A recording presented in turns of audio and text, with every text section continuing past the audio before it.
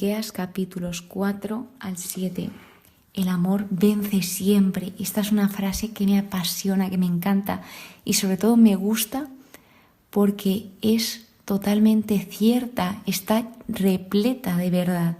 Esta frase es de San Juan Pablo II y no se equivoca en nada, porque este libro nos lo muestra como el amor, como Dios vence siempre, a pesar de las dificultades que podamos tener, de los obstáculos que podamos atravesar, de las complicaciones que se nos puedan dar, siempre vence. El amor siempre vence a esa maldad, el bien siempre vence al mal.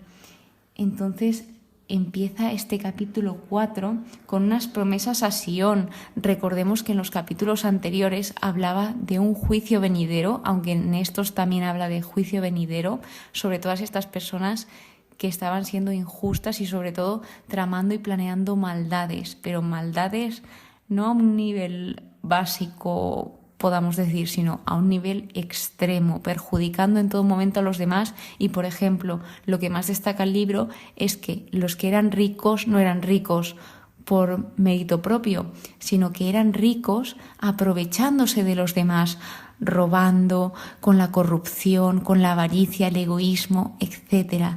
Todo lo que conseguían era robado, no por mérito propio.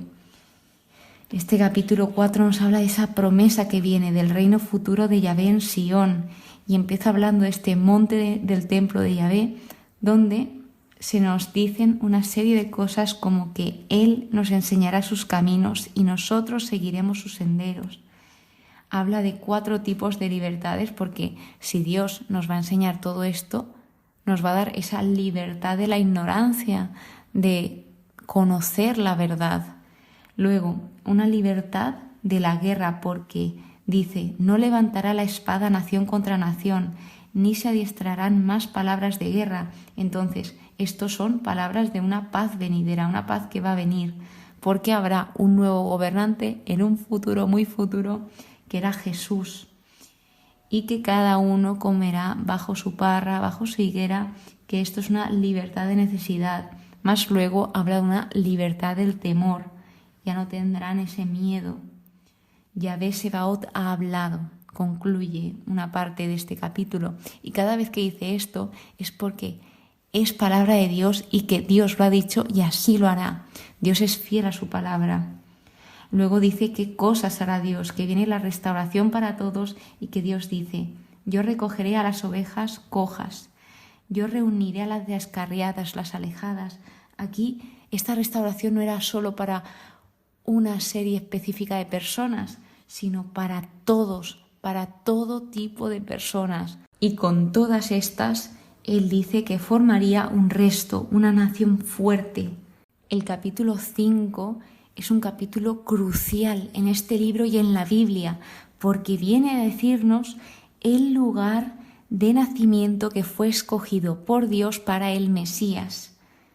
Dice así, en cuanto a ti, Belén Efratá, la menor entre los clanes de Judá, de ti sacaré al que ha de ser el gobernador de Israel. Sus orígenes son antiguos, desde tiempos remotos. ¡Wow! Cómo Dios se fija en el menor de todos los clanes. Mirad que había diferentes tipos de clanes, unos más grandes, otros más pequeños, y el Señor se fija en el menor de entre los clanes. Y de él saca al gobernador de Israel. Y a destacar es lo siguiente, que sus orígenes son antiguos, desde tiempos remotos. Es decir, Dios es eterno. Jesús ha existido desde siempre. ¿Qué nos está mostrando esto? Pues unas cosas muy importantes como son las siguientes. Nos está mostrando la gloria de Jesús, que Él es mucho más que un hombre. Nos muestra el amor de Jesús, que Él dejaría la gloria del cielo por nosotros. Es decir, Jesús, Dios, se hace hombre, baja a la tierra por nosotros, por salvarnos, baja para entregarse a todos y cada uno de nosotros, baja para morir por todos nuestros pecados, aquel que nunca cometió un pecado. Nos muestra también la naturaleza de Jesús, que Él agregaría humanidad a su deidad. Y nos muestra, entre otras muchas cosas e infinitas como Él, la simpatía de Jesús, que sigue siendo plenamente hombre y plenamente Dios. Es increíble ver todo el amor que Dios tiene por cada uno de nosotros. Nos lo repite continuamente. Es que es sorprendente y aún así nosotros, como humanos que somos y como débiles que somos, porque somos muy débiles, seguimos teniendo esas dudas sobre nosotros. Muchas veces nos hablamos fatal cuando el mismísimo Dios, el mismísimo creador del universo, te está diciendo que eres especial, que todo esto que se ha realizado es por ti, por cada uno de nosotros, porque Dios te ama y tú estás aquí porque Dios te ama, eres amado y Él tiene un propósito contigo y con todos y cada uno de nosotros. Luego continúa diciendo que Él pastoreará firme con la fuerza de Yahvé, con la majestad del nombre de Yahvé, su Dios. Hago un hincapié aquí y es que esto fue citado, más en concreto, la ciudad donde iba a nacer el Mesías, por el Nuevo Testamento en el libro de Mateo. Es más, otro dato es que Belén significa casa de pan. Y Belén era un lugar humilde, un lugar pequeño, como he dicho antes, y Efrata significa fecunda. Hablando de datos, nos sigue hablando sobre algunas cosas, nos da unas pinceladas sobre quién es el Mesías, sobre quién será esta persona. Él será la paz, nos librará de Asiria. Continúa con el capítulo 6, donde aquí tenemos que usar la imaginación, porque Miqueas está representando un tribunal de justicia con Israel en juicio delante de Yahvé. Entonces es como que en presencia estaban esos testigos inquebrantables, como nombra aquí, como son los montes, los collados, los fuertes cimientos de la tierra. Y en presencia de esos testigos el tribunal entra en orden. Y aquí va hablando Dios al pueblo: pueblo mío, ¿qué te he hecho? ¿En qué te he molestado? Respóndeme. La respuesta a esto es que Dios había hecho bien y se había pasado haciendo el bien. Sin embargo, la respuesta del pueblo fue el rechazo y la rebelión. El Señor continúa hablando: yo te saqué de Egipto, te rescaté de la esclavitud, mandé delante de ti a Moisés, a Aarón y María. Para quien no sepa quiénes son ellos tres, podéis conocer más sobre ellos en el libro de Éxodo. A partir de este libro se habla en numerosas ocasiones sobre todo de Moisés y de la gran importancia que tuvo junto con sus hermanos, que son Aarón y María, en la historia del pueblo de Israel. Tras esto, Dios les recuerda también la historia de Balac y Balaán, que esto es una historia donde uno de ellos pedía que se maldijese al pueblo de Israel, pero cuando el adivino intentaba maldecir al pueblo de Israel, no podía. Cuanto más les maldecía, más bendecidos eran aún. Pero si imagínate, le mandaba una maldición al pueblo de Israel, al pueblo de Israel le llevaban 7 bendiciones, por hacer un ejemplo así. Luego responde el pueblo con esta pregunta: ¿con qué me presentaré ante Yahvé y me inclinaré ante el Dios de lo alto?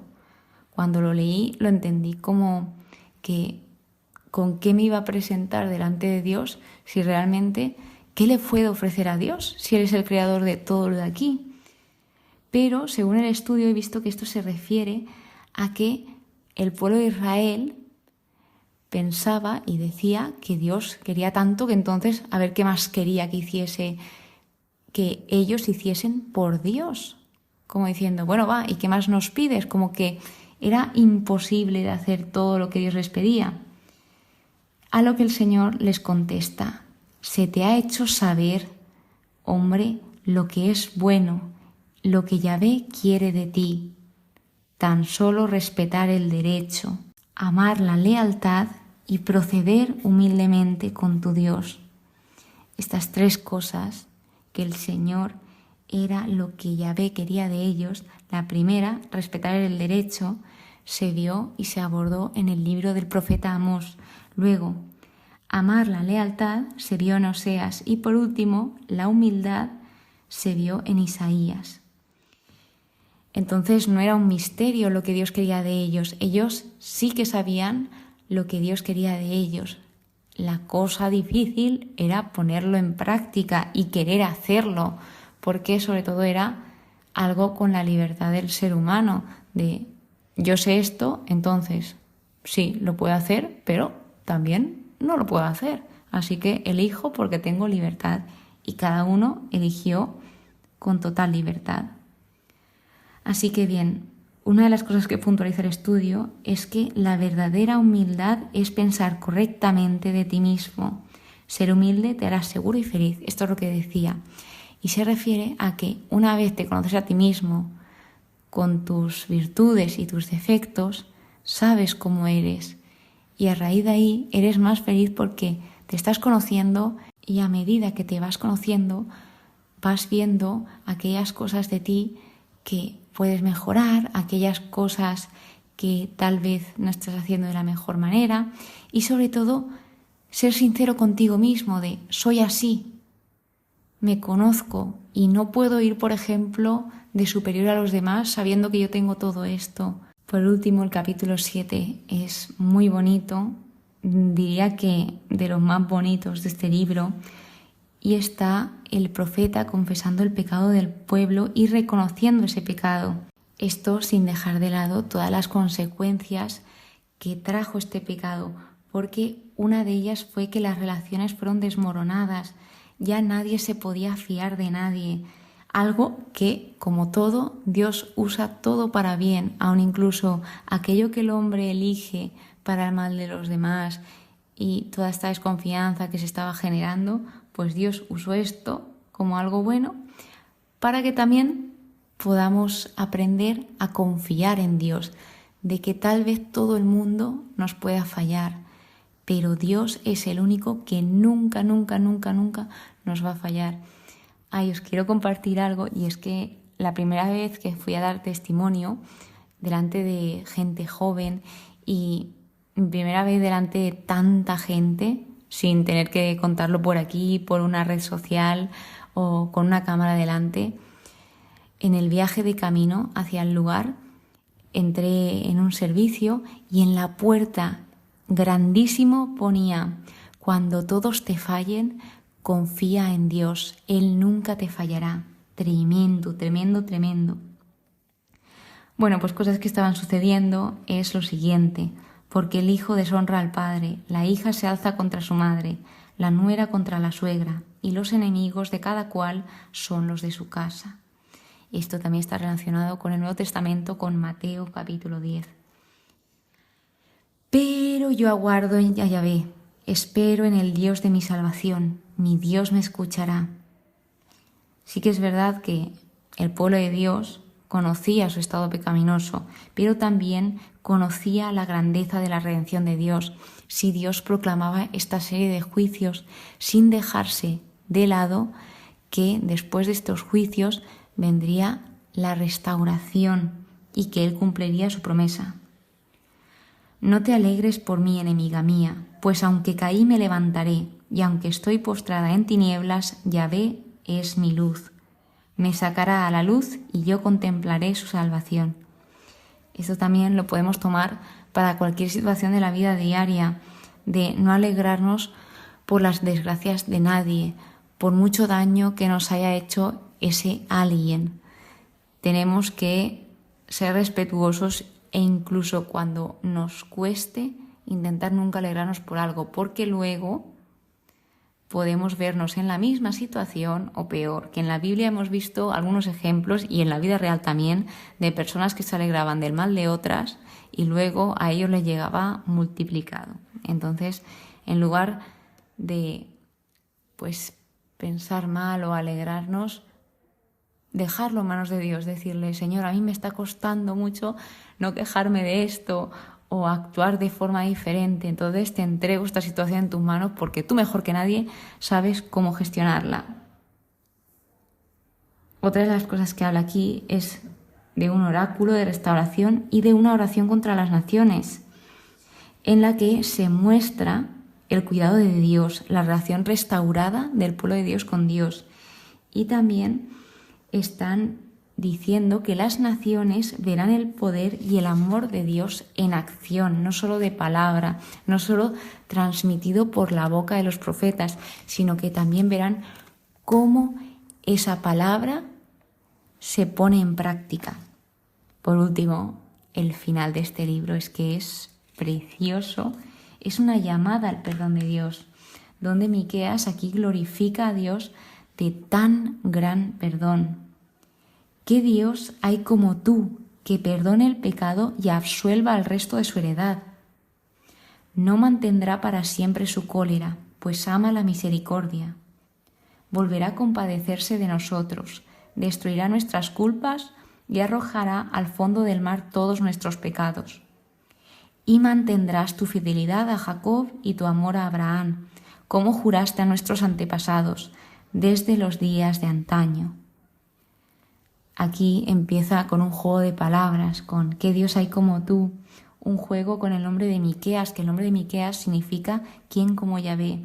Entonces habla de esa infinita misericordia de Dios, de algo que nos puede llevar a esa reflexión, a hacernos la pregunta de si Dios me ha perdonado esto tan fuerte, tan gordo, ¿cómo no voy a perdonar a esta persona? ¿Cómo no voy a perdonar a esta persona que me ha herido, que me ha hecho daño, cuando en mi caso he hecho mucho más daño a otras personas que sí me han perdonado, o al mismo Dios, cuando Él es el primero que me perdona y me ama tal y como soy?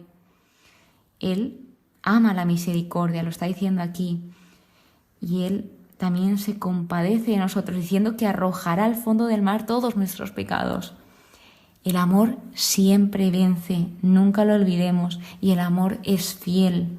Dios mantendrá siempre esa fidelidad. Lo hizo desde el principio y lo hará hasta el final y más allá, desde siempre y para siempre. Con esto concluimos el libro de Miqueas. Muchísimas gracias por estar aquí. Te espero en el siguiente episodio, donde comentaré aquellas lecciones que he aprendido o algunas curiosidades que me he ido dando cuenta a lo largo de este libro, en ese capítulo de conclusión. Muchísimas gracias. Espero que pases muy buen día y que Dios te bendiga.